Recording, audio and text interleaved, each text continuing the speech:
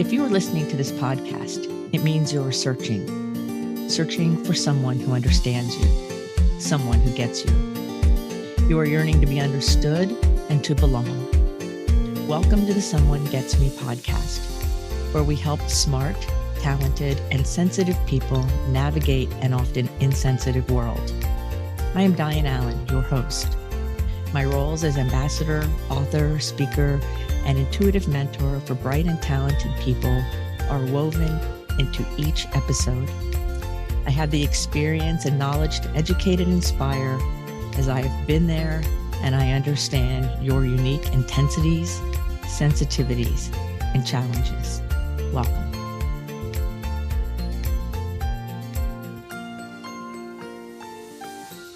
A masterpiece in the making. I'm wondering, friends, if you've ever had a situation where you were overthinking or overplanning, or maybe stuck in your head and thinking, or maybe keeping yourself up at night because you're pondering different answers or solutions or strategy and not resting. Do you ever have that happen?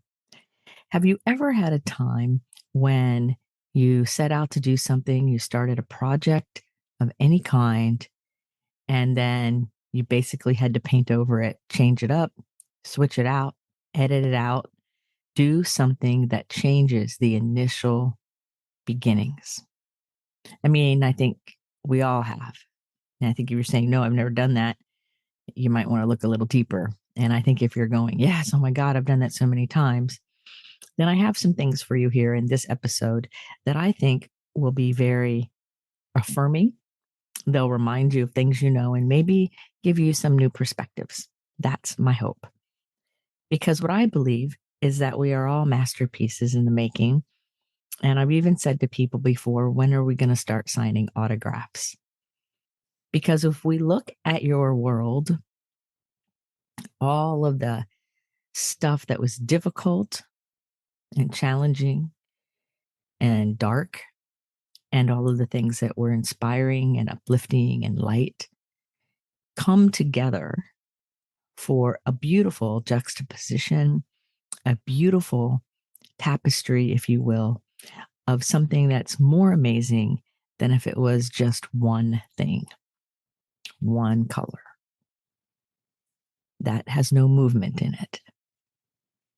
So I think when we begin to frame our lives and look at our lives from the sense that everything, and I mean everything, works together for something greater that's even more amazing, even and especially if we cannot see it right away. I have numerous of these situations in my life where things were dark or challenging, and then a day later, a week later, sometimes a month or two later, it comes around, I guess, the amazing piece of what all of this could do to serve and benefit others and myself becomes obvious.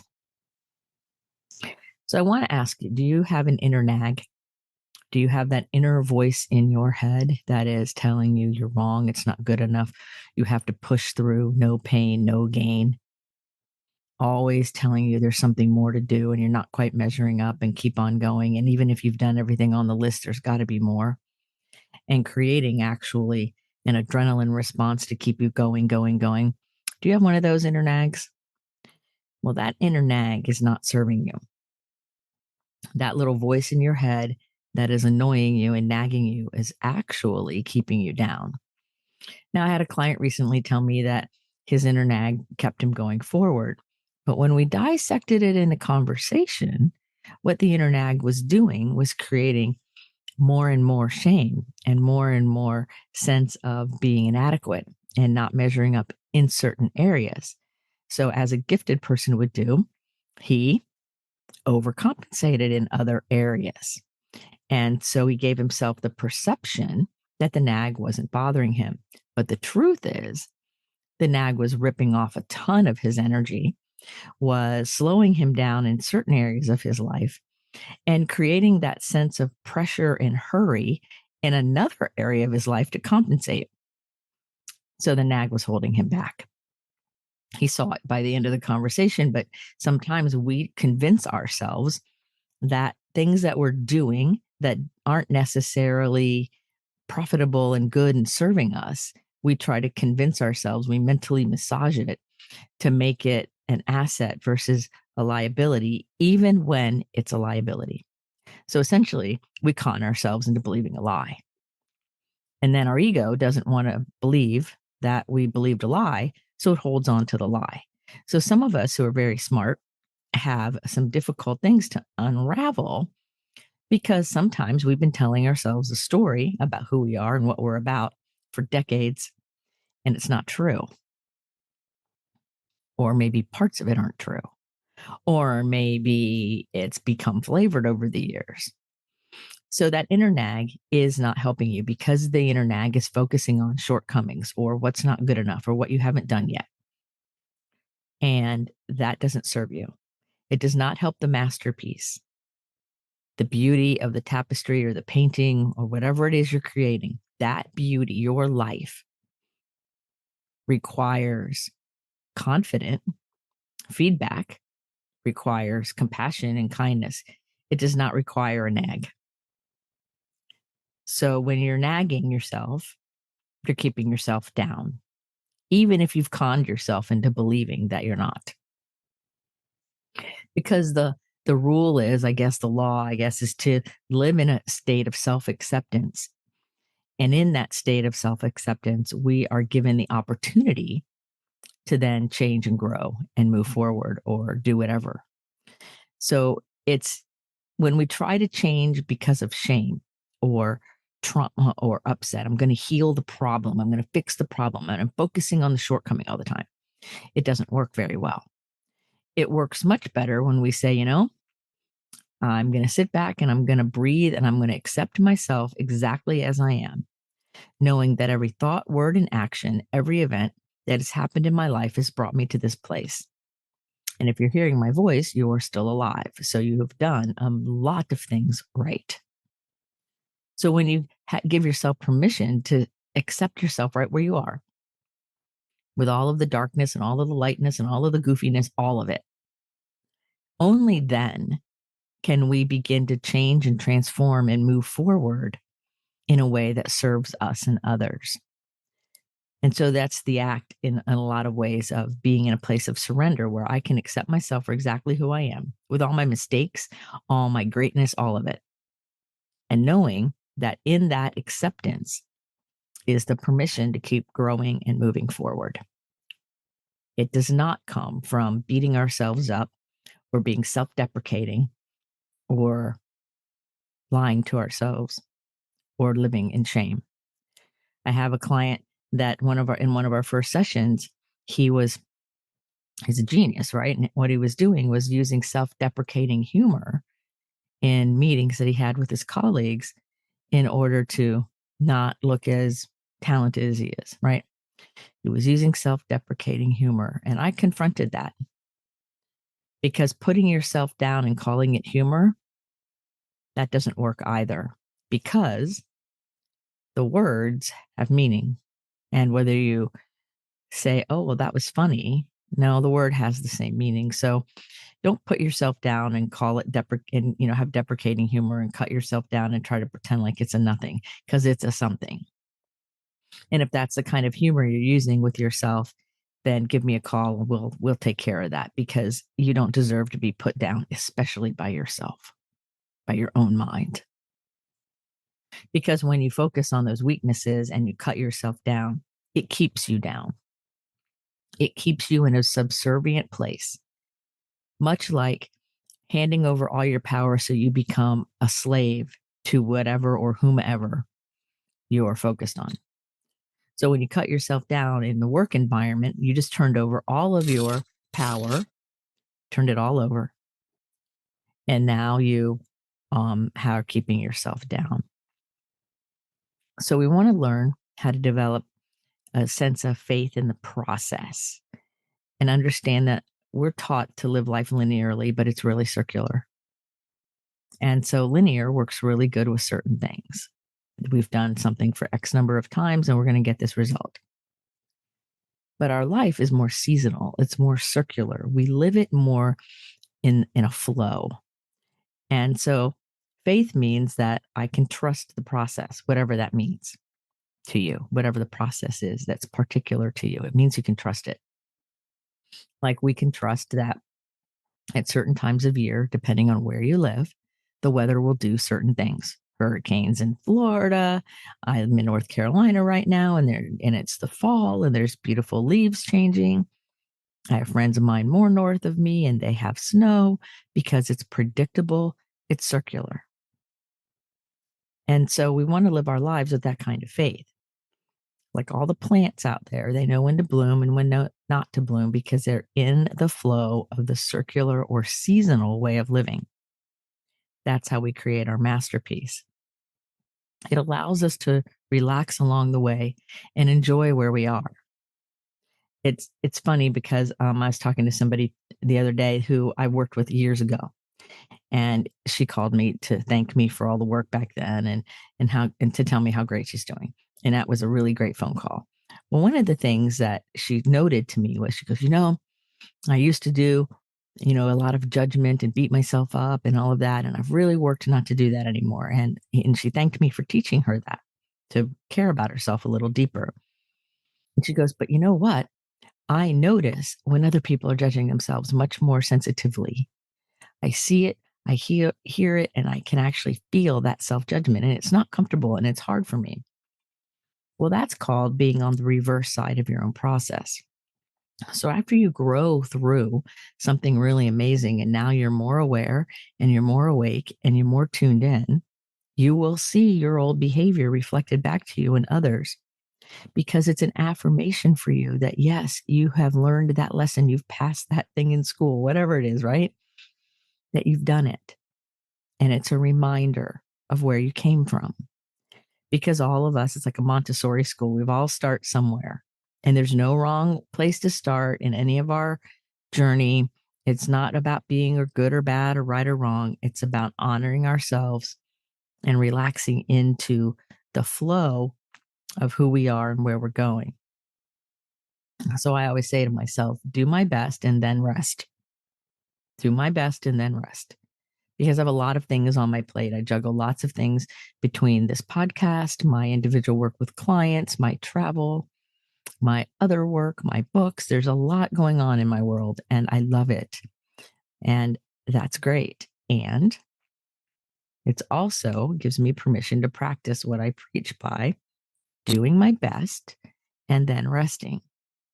And so at least one day a week and parts of other days, I will rest, not be on social media, not do anything. I will rest. That helps me stay pliable. So another thing you want to do is remember, if you're going to be creating this great masterpiece of your life, is to be pliable, to be flexible. That your timing is not contained in linear thinking. So when we are going through life so linear, because that's how we're trained, so we have to wake up from that trance and remember and remind ourselves and learn the fact that it's circular and we need to be pliable. It'd be like snow skiing without ever bending your knees, keeping your body really rigid, and you'd fall over in about a minute. You need to have bent knees and pliable and move with the flow. If you try to do it all stiff, you're going to fall. Same thing with water skiing. Same thing with sailing. You fall right off the boat.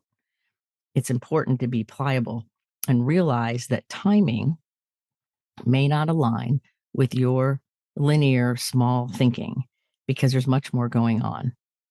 Timing is not contained to linear thinking. It's not. It's not. It's in the circular thinking. It's in the seasons. So when you start whining to yourself or getting upset because it's not happening on the timing you'd like it, back up for a minute and say, all right, well, how am I putting judgment and expectation on something that has its own natural timing? If you're doing your best and then you rest, everything will show up in exactly the right and perfect way, which is kind of fun, right? Another cool thing for your masterpiece that I think would be really fun for you to practice doing, which most of my clients have a hard time with also, is releasing the pressure we put on ourselves. to allow ourselves to say yes to opportunities as they come to us, and to release the pressure to push and go and move and always be on. There's great value in not always being on, to changing our thinking from being not enough or weak or incompetent or imposter syndrome or all of those things you hear, to change our inner landscape, our inner mind from something less than, like being not enough or weak, to realizing that when we say yes to opportunities, that the opportunity that's presenting to you is for you to discern whether you want to take it or not. And since we have free will, you can do whatever you want to. So I hear people say, oh, this great opportunity came to me, but I was really afraid I couldn't do it. So I turned it down. That's letting that lower vibration inner nag hold you back. So pay attention. Even Richard Branson talks about it. When the opportunity comes, if it's something that excites you, say yes and then learn how to do it. I've done that. I did it when I started this podcast, like over 5 years ago now, I think, because I didn't know what podcasting even was, but somebody suggested it. I was with some people who were starting one, and I did. And I love it. And people give me great feedback on the show from my interviews and these solo shows. But I didn't know what it all was in the very beginning. I said yes, and I learned along the way, and I'm still learning along the way.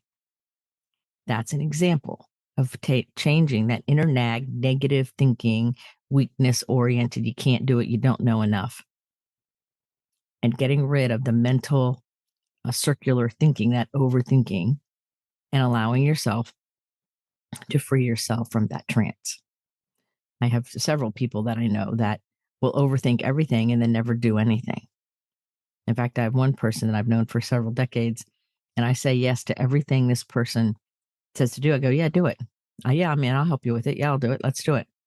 And I think twice in many, many years has it actually happened, because the person overthinks so much that it freezes them and stops the process. And then their inner nag takes over and reminds them that they can't do it, or they don't know enough, or they don't have this, or what about that? And so I've learned over the years to come out of that trance. Yeah, I used to be like that many, many years ago. And now I've come out of the trance and I say yes and go for it. And then you know what happens? The universe along the way will tell you if it's for you or not. And so if I say yes to something and I start doing it and it doesn't work, or it feels funny, or my intuition says, oh, bad road, I stop. Just because you say yes doesn't mean you have to do it for the rest of your lifetime. It means you say yes to being open to the opportunity, to seeing how everything can serve the greater masterpiece that you are the one painting. So it's very important. And so think about all the different areas of your life. It's kind of like all the ingredients, right? If you're doing a tapestry, you need all different kinds of fibers and different colors and different thicknesses. And if you're painting, of course, all the different colors and things that you would want to create your masterpiece with. But think about your own life as the masterpiece. All your emotions, all your thoughts, all your ways, all your biology, your neurology, every little cell is an ingredient to the masterpiece. Because if your cells aren't working together and your mind and your body are not working together, then the masterpiece will take a whole lot longer to create than when you're in the flow. So the difference is in being in that flow and accepting yourself along the way for wherever you are in the project, so that the project can continue to move forward. So the way I suggest you do it is you see in your mind, you vision in your mind the masterpiece, knowing that you can change your mind at any time. But you want to see the picture, and then you want to feel the feelings that you will experience when the picture happens, right? You want to be in that emotion, because emotion's what drives us. And then you want to strive to enjoy the beauty along the way and accept yourself for all the changing and growing on the journey to unfolding the vision with the emotion that goes with it. Remember that the whole goodness of the universe is working through you. That essence of you that animates you, that makes you you, is working toward that vision and that emotion and the experience of your own life masterpiece. And so it's our responsibility, I believe, especially as gifted people, is to cooperate with the process and not try to do a cognitive intellectual override and not try to think that we know better than the forces of the universe how to create masterpieces. And I see we get to pick the content and the medium and how it's all going to look and work. But yet the process is the same. The process of using our creative ability to vision and feel into and accept ourselves along the way, and to remind ourselves of that inner nag and that shame that we're so overly reinforced for, has very little to no place in our masterpiece. So when you give yourself some compassion and you surrender to the flow, you don't have to strive so hard. And when you don't have to strive so hard, and you realize that things are going to happen exactly on time, when you do your best and then you rest. When you do your best and then you rest, you do not miss the beauty. You get to see the beauty and experience the beauty of your own life. It's like I like driving on the Blue Ridge Parkway and looking at all the beautiful colors. It doesn't matter the time of year. And now, of course, it's fall, so it's actually just stunning. But the whole point is that you drive along a little way, not fast, not pushing, not hurrying, and then you rest. You stop at an overlook, or you stop and you enjoy a waterfall or the beautiful view or the beautiful silence, right? Because when you do your best and then you rest, you don't have to push and strive so hard. Because if you're pushing and striving so hard and trying to drive fast, you miss the beauty. You miss the beauty. So give yourself permission as a gifted and talented and amazing human being to remind yourself that you're right on time. There's no such thing as too young or too old. Release the pressure that we have been indoctrinated with, and just allow yourself to say yes as things move forward in your life. Well, friends, I hope that this has helped you. If you have any questions or you want to connect regarding this topic, please see my email in the show notes or sign up for a little 30-minute meeting with me and we can chat about it. I love having cool conversations. So until the next episode of Someone Gets Me, remember to put your face to the sun so the shadows fall behind you, because you're a rock star.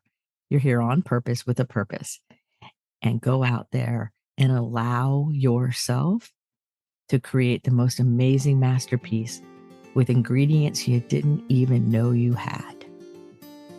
Be well.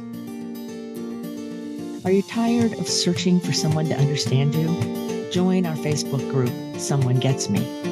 In this group, you will be able to connect with others who are intense, sensitive, smart, and talented.